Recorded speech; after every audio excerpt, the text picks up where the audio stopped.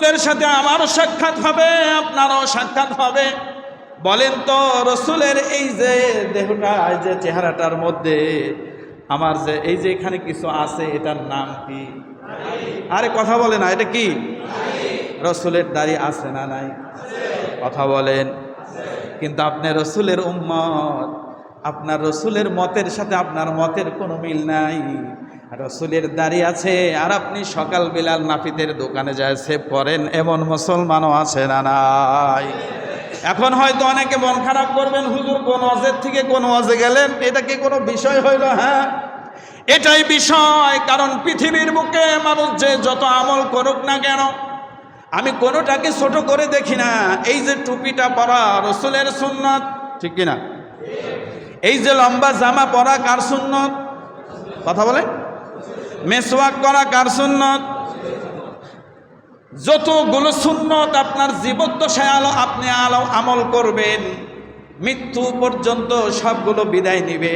একটা মাত্র সুন্নত যেটা আপনার কবর পর্যন্ত পৌঁছে যাবে। সুবহানাল্লাহ। একটা সুন্নত। বলেন তো, মেসওয়াক পকেটে আছে, মারা গেলে কবরে দিবে? পাগড়ি পরে আপনি নামাজ পড়েন, পাগড়ি ছাড়া আপনি কিচ্ছু বোঝেন না। আপনি মারা গেছেন, কোনোদিন দেখছেন কাউকে পাগড়ি পরায় কবরে রাখছে? তার মানে সব সুন্নত বিদায়, মরে গেলেই সব শেষ। একটা সুন্নত যেটা আপনার কবরে যাবে, সেটা হচ্ছে দাড়ি। বলেন কি? এটা আওয়াজ করে বলা যাবে সুবহানাল্লাহ? একটু জোরে বলা যাবে সুবহানাল্লাহ? সব সুন্নত মরে যাওয়ার সাথে সাথে খতম, কিন্তু একটা সুন্নত দাড়ি কবর পর্যন্ত আপনাকে পৌঁছে নিয়ে যাবে। কবরে ফেরেশতারা দেখে বলবে, হায় হায়, এর মুখের মধ্যে সুন্দর আল্লাহর নবীর সুন্নাহ রয়েছে, একে কি আর রসুল সম্পর্কে জিজ্ঞাসা করা যায়? সুবহানাল্লাহ। এই জন্য দাড়ি যারা রাখি নাই, কোন নিয়তে রাখি নাই জানি না। অনেক মানুষ আছে দাড়ি নিজে রাখে না, আবার দাড়িওয়ালা লোকও দেখতে আছে না নাই? আমাদের দেশে বহু অফিস আছে, আদালত আছে, বহু ডিপার্টমেন্ট আছে, যেখানে যুবকেরা দাড়ি রেখে যদি চাকরির ইন্টারভিউ দিতে যায়, দুঃখজনক হলে সত্ত্বেও আমাদের এই দেশে মুসলমানের বাচ্চা অফিসার হওয়ার পরেও যুবকের মুখে দাড়ি থাকার কারণে তাকে চাকরি দেয় না, এমন ঘটনা আছে না নাই? তাহলে বুঝতে হবে যেই লোকটা দাড়ির কারণে আমার দেশের যুবককে চাকরিচ্যুত করলো, চাকরিতে নিল না, 100% আল্লাহর কসম করে বলি, এই অফিসার মারা যাওয়ার পরে রসুলকে দেখে চিনতে পারবে না, রসুলকে দেখে চিনতে পারবে না। কারণ হলো যে অফিসারের বিন্দু পরিমাণ রসুলের প্রতি, সুন্নতের প্রতি ভালোবাসা নাই।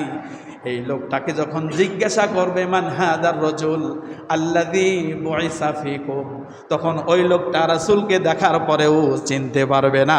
এর চাইতে বড় কপাল পোড়ার পৃথিবীতে আর কেউ আছে নাকি?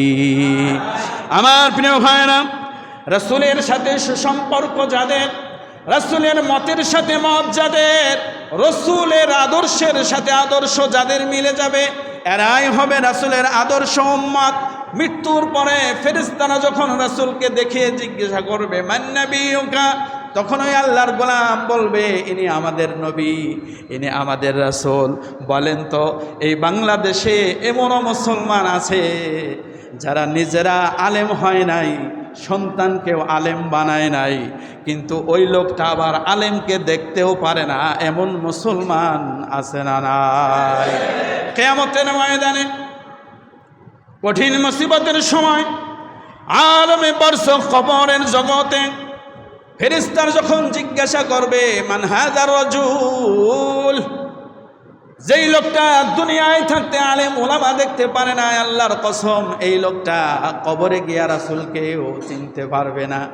কারণ আল্লাহ রাসূল বলেন, আল উলামা ওয়ারাসাতুল আম্বিয়া, আছে না নাই? এই জন্য আলেমদেরকে যারা শ্রদ্ধা করে না, আলেমদেরকে যারা সম্মানের সাথে ইজ্জতের সাথে দেখে না, এদেরকে এই সমস্ত লোকগুলাও মারা যাওয়ার পরে এরা রাসূলকে দেখে রাসূলকে দেখে চিনতে পারবে না। একটু ভেবে চিনতে বলেন তো, রাসূলকে দেখতে কি সারের মতো দেখা যায় নাকি হুজুরের মতো দেখা যায়? কথা বলছেন না কেন? অনেকে আবার কইব হুজুর, তো হুজুর কম জায়েজ নাই। এমন কিছু পাগল আছে না, মানে ইমামদেরকে আলেমদেরকে নাকি হুজুর বলা জায়েজ নাই। ওর পিসাব শিখাই দিছে হুজুর একজন, সে হলো নবী। আচ্ছা, হুজুর বলা আর নবী বলা কি এক? হুজুর শাব্দিক অর্থ জানেন তো? হুজুর শব্দের বাংলা তর্জমা হচ্ছে, বাংলা লুগাতি অর্থ হচ্ছে জনাব, সম্মানিত লোক, জাহাপনা। এইটাকে কি বলে? হুজুর। আচ্ছা, ইমাম সাহেবকে আপনারা যখন হুজুর বলেন তখন কি মনে মনে এই নিয়ত থাকে যে ওনাকে আমরা নবী হিসাবে হুজুর কইতেছি? তাইলে হুজুরকে হুজুর বলা যাবে না কেন? আছে না নাই? তাইলে নবীকে দেখতে কি স্যারের মতো দেখা যায় না হুজুরের মতো দেখা যায়? আজকে সমাজে বহু মুসলমান আছে, স্যারকে দেখলে সালাম দেয়, স্যারকে দেখলে চেয়ার ছেড়ে দেয়, স্যারকে দেখলে দাঁড়ায়, আর হুজুর দেখলে পারে ওর একটা পশম নড়ে না। আছে না নাই? এই লোকটাই কিয়ামতের ময়দানে কবরের জগতে রাসূলকে চিনতে পারবে না। কারণ রসুল যাদেরকে উত্তরাধিকারী দিয়ে গেছেন, রসুল যাদেরকে সম্মান দিয়েছেন, স্বয়ং আল্লাহ যাদেরকে সম্মান দিয়েছেন, এদেরকে যেই সকল লোকেরা সম্মান আর ইজ্জত করবে না, ওই কবরের মধ্যে রসুলকে দেখে এরা চিনতেও পারবে না। বুঝতে পারতেছেন আমার প্রিয় ভাইরা? এই জন্য রাসূলকে চিনতে পারার জন্য যতগুলো সুন্নাহ আছে, রাসূলের আদর্শ আছে আর রাসূলের তরিকাগুলো আছে, এইগুলাকে আমাদেরকে বেছে বেছে আমল করা দরকার। আছে না নাই? আবার রসুলের আদর্শে আদর্শবান যারা, রসুল যেখানে দাঁড়িয়ে নামাজ পড়াতেন সেখানে দাঁড়ায় যারা, কারণ রসুলও ছিল ইমাম। আর বর্তমান গোটা বিশ্বে যারা ইমামতি করে, একই পেশার দিক দিয়ে হলেও সকলের পেশা এক না দুই। আরে কথা বলে না, এক না দুই? তাহলে রাসূল জীবিত থাকলে মিম্বরে দাঁড়িয়ে, এখানে দাঁড়িয়ে খুতবা দিত রাসূল। রসুল চলে গেছে, তার অরিশগণদেরকে রেখে গেছে। কিয়ামতের ময়দানে এই সমস্ত লোকগুলো সেদিন রসুলকে দেখে চিনতে পারবে না।